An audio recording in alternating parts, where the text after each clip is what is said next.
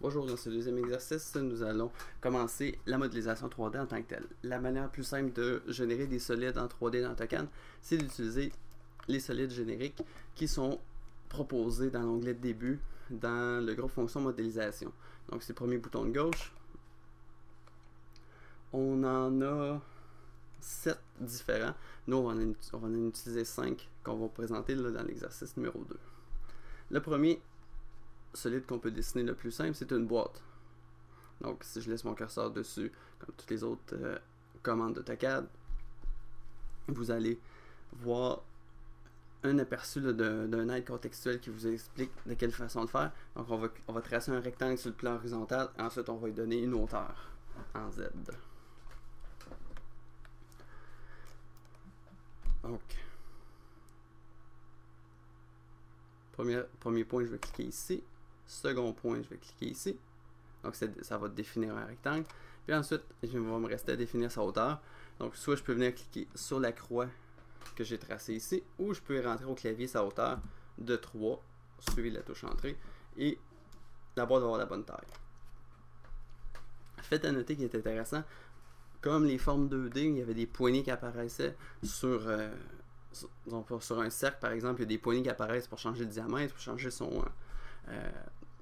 sa position. Mais même chose sur les solides en 3D. J'ai différentes poignées qui apparaissent.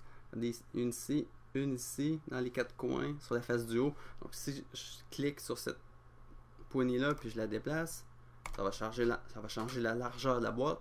Si je clique sur la poignée sur la face supérieure, je peux changer la hauteur de ma boîte. Donc ça me permet de modifier ces dimensions. Deuxième exercice. Ils veulent qu'on dessine un cylindre d'un diamètre de 2 par 1 unité de hauteur. Donc je viens ici. En bas de boîte, j'ai cylindre. Première question, spécifier le point central. Donc en fait, on va venir définir un cercle. Le point central va être ici. Son diamètre est de 2, donc il me demande un rayon. Je vais rentrer un rayon de 1 qui est la moitié. Ensuite, sa hauteur. Ça, je viens cliquer sur ma croix ici, ou simplement j'aurais pu rentrer au clavier la valeur 1. Ensuite de ça, je peux me tracer une sphère aussi très rapidement.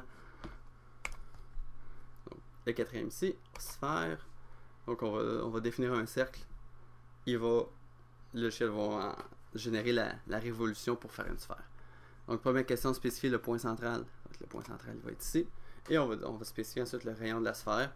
Donc soit je rentre 1 au clavier ou je viens cliquer sur mon point ici. Je vais rentrer 1, suivi de la touche entrée, et j'ai ma sphère. Car là, si je clique sur ma sphère, j'ai des poignées qui apparaissent qui vont me permettre de changer sa taille.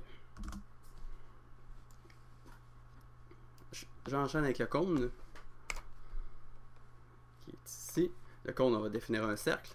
Donc, point au milieu du cône, son rayon, et ensuite sa hauteur. Donc il me demande 4 unités de hauteur, ou sinon je peux venir cliquer sur le point ici. Et ça fonctionne super bien. J'ai des poignées qui apparaissent. Je peux changer le diamètre de la base. Je peux changer sa hauteur. Et je peux changer pour avoir un cône tronqué dans la même orientation, ou même qui serait inversé.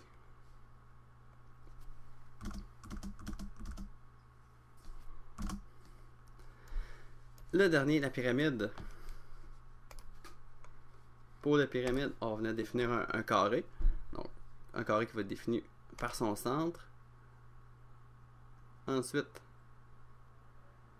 on vient spécifier la moitié de la largeur de la base. Puis on termine avec la hauteur de la pyramide. Donc 3 unités de haut, je fais 3 au clavier suivi de la touche entrée. Et ça fonctionne. Même chose, si je clique dessus, j'ai des poignées. Pour avoir une pyramide tronquée, avoir une pyramide plus basse, ou changer la dimension de la base. Dans tous les cas, je n'ai pas changé l'orientation de mon point de vue pendant que j'ai travaillé. Généralement, quand on va travailler en 3D, on va toujours être en train de changer de point de vue là, pour avoir la meilleure perspective de notre dessin. Pendant que j'ai travaillé, j'aurais pu appuyer sur la touche majuscule au clavier, la tenir enfoncée, appuyer sur la roulette. J'aurais pu me déplacer d'un bord à l'autre de mon dessin Donc on voit comment que mon dessin est construit. J'ai mon texte qui est en 2D et les rectangles mauves là, qui encadrent chacun des exercices.